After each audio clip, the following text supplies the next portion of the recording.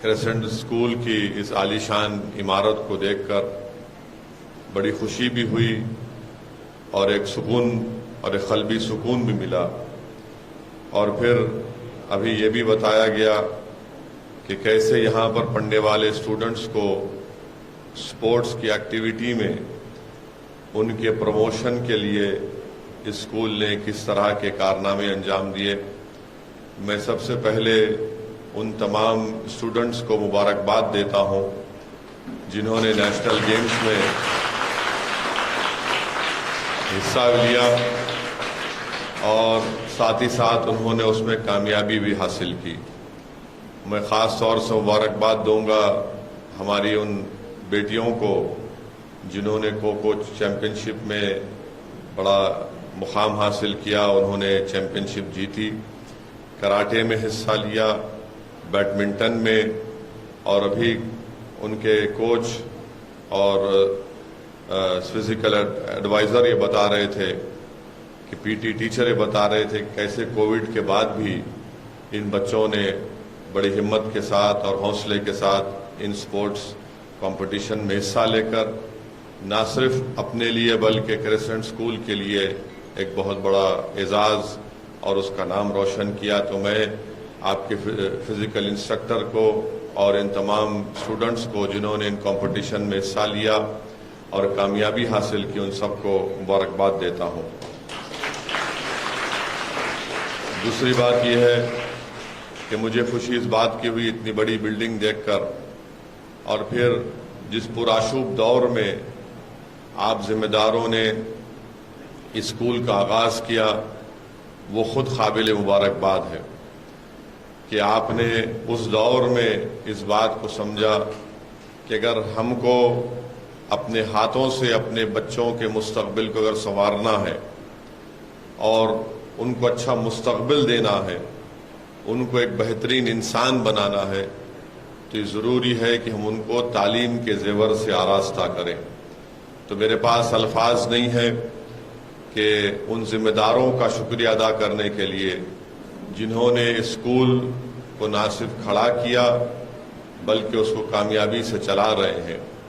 मैं जानता हूँ कि तालीमी इदारों को का क़याम अमल में लाना और फिर उसको कामयाबी से चलाना ये आसान काम नहीं होता है, बल्कि अगर मैं पूरी जिम्मेदारी के साथ कहूँ तो ये बात मेरी आपको जज्बाती नज़र आएगी, मगर इस स्कूल की एक एक इमारत की ईंट में उन तमाम जिम्मेदारों के आंसुआं शामिल होंगे, उनकी तकालीफ शामिल होंगी जिन्होंने मसाइब और मुश्किलात का सफ़र तय करके इस आलीशान बिल्डिंग को कायम किया।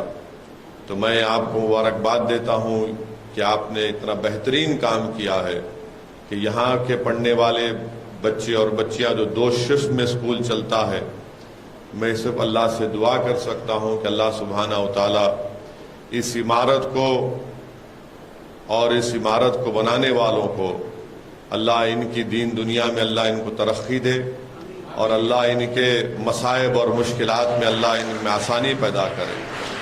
और यहाँ पर जो बच्चे तालीम हासिल करने के लिए आए हैं और इंशाअल्लाह मुस्तक़बिल में भी आते रहेंगे, अल्लाह उनको ना सिर्फ गुजरात और भारत का बल्कि मुसलमानों का अल्लाह मुस्तक़बिल इनसे जोड़ दे ताकि वो नाइंसाफ़ियों के ख़िलाफ़ हुकूक़ की लड़ाई में अपना रोल अदा कर सकें।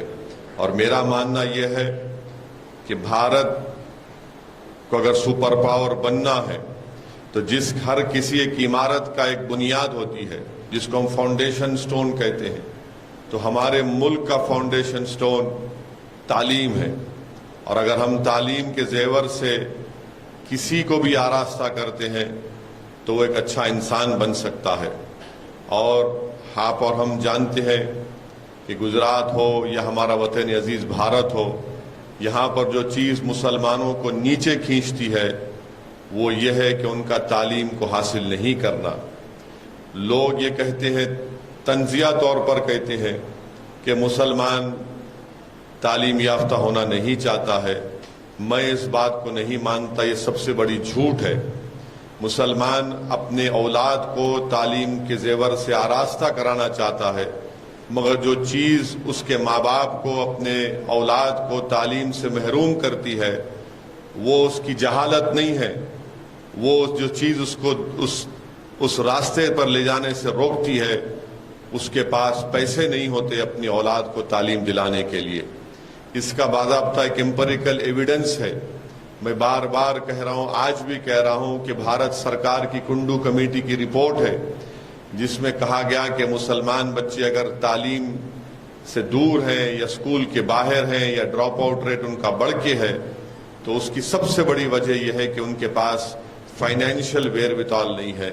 मगर अल्हम्दुलिल्लाह क्रिसेंट हाई स्कूल ने वो कारनामा अंजाम दिया है जो इंशाअल्लाह ताला इन बच्चों को जो यहाँ पर आकर पढ़ रहे हैं वो एक बेहतरीन और ताकतवर इंसान बनकर निकलेंगे। और गुजरात में आप जानते हैं कि 75% तो एनरोलमेंट होता है मुसलमानों का, मगर सिर्फ 26% मुसलमान मैट्रिकुलेशन तक पहुंचते हैं। ये हमारे लिए एक बहुत बड़ा चैलेंज भी है और एक बेहतरीन अपॉर्चुनिटी भी है कि हम 26 की जगह इसको 50 करें। और फिर जब हम मैट्रिकुलेशन मुकम्मल करेंगे तो तभी तो जाकर हम हायर एजुकेशन में अपनी तालीम को मुकम्मल कर सकेंगे। इसीलिए जब 75% एनरोलमेंट होता है तो सिर्फ 26% मैट्रिकुलेशन को मुकम्मल करते हैं और हायर एजुकेशन को पहुंचे पहुंचे अब तक मुसलमान सिर्फ 2.85% होता है। तो इसलिए इस तरह के तालीमी इदारों की कदर करना, इनके जिम्मेदारों की हौसला अफजाई करना, इन जिम्मेदारों की मदद करना, मैं समझता हूँ ये वक्त की बहुत बड़ी ज़रूरत है। अगर आज हम तालीम से अपने आप को दूर रखेंगे तो याद रखिए फिर हम अपने हिस्सेदारी की लड़ाई में कामयाब नहीं हो सकेंगे। अगर मुस्तकबिल के चैलेंजेस का हमको मुकाबला करना है, मुस्तकबिल की जंगों को हम उसमें कामयाबी हासिल करना है, मुस्तकबिल अगर हम ये चाहते हैं कि हमने अपनी जवानी में वो करबनाक नज़ारे हमने देखे वो हमारे बच्चे उन नज़ारों को ना देखें, तो मैं आप तमाम से दरमंदाना अपील कर रहा हूँ कि अपनी औलाद को तालीम याफ्ता बनाइए और तालीम के साथ साथ उनको अच्छा इंसान बनाइए। स्कूल में बच्चे तो तालीम तो हासिल करेंगे, मगर सबसे बड़ा स्कूल होता है उस बच्चे का घर। अगर उस घर में माँ बाप उसको अच्छे बड़ों का अदब, छोटों से मोहब्बत सिखाएंगे, अदब कायदा उसको सिखाएंगे, तो सबसे बड़ी स्कूल जो होता है वो औलाद के लिए उसका घर होता है। और उस घर में सबसे बड़े टीचर जो होते हैं उसके माँ बाप होते हैं। अगर माँ बाप अपने बच्चों के सामने उनको अच्छाई और बुराई की तमीज़ सिखाएंगे, उनको बताएंगे कि ये बुराई है, ये गुनाह है, इससे दूर रहना है, तो औलाद अपने माँ बाप को देखकर बहुत सी चीज़ सीखती है। अगर औलाद अपने माँ बाप को देखेगी कि वालिद और वालदा अखबार भी पढ़ रहे हैं, किताब भी पढ़ रहे हैं, कुरान की तिलावत भी कर रहे हैं, तो औलाद में भी एक सबकॉन्शियस तरीके से उन तमाम आदतें उनमें पैदा हो जाती हैं। मैं इसलिए कह रहा हूँ कि मैंने अपने बचपने में जो आज आप उस उम्र में बैठे हैं, मैंने उसी उम्र में अपने घर में अपने वालिद को, मरहूम वालिद को अखबार पढ़ते देखा। मैंने उस आपकी उम्र में अपने मरहूम वालिद को किताबें पढ़ते देखा। मैं आपको बताना चाह रहा हूँ कि मेरी उम्र शायद 12 या 13 साल की थी तो मेरे वालिद एक किताब पढ़ रहे थे शेख अब्दुल्ला मरहूम की, उसका नाम था आतिश चिनार। तो मैं अपने वालिद जब किताब पढ़ रहे थे तो मैंने वालिद के पढ़ने के बाद उस किताब को पढ़ना शुरू किया, थोड़ी बहुत उसको मुकम्मल किया। मगर बता ये रहा हूँ कि सबसे बड़ी इल्म गाह अगर कोई होती है बच्चों के लिए तो उनका घर होता है, उसके बाद स्कूल होता है। मगर मैं फिर से आप तमाम जिम्मेदारों का शुक्रिया अदा करता हूँ और मैं दुआ कर सकता हूँ और दुआ ज़रूर करूँगा। और माशाअल्लाह से हमारे गुजरात प्रदेश के अध्यक्ष जनाब साबिर भाई साहब आपके इस नेक काम में वो भी आपकी मदद कर रहे हैं, तो अल्लाह आपके स्कूल को और तरक्की दे, ये सुबह क़यामत तक आबाद और शादाब रहे। हम नहीं रहेंगे, जिम्मेदार नहीं रहेंगे, मगर ये इमारतें रहेंगी। ये इमारतें इस बात का सबूत है कि इनको बनाने वाले اپنی قوم سے، ان بچوں کے مستقبل سے کتنی محبت کرتے ہیں. میں آپ تمام کو پھر سے مبارکباد دیتا ہوں اور شکریہ ادا کرتا ہوں. السلام علیکم ورحمۃ اللہ وبرکاتہ.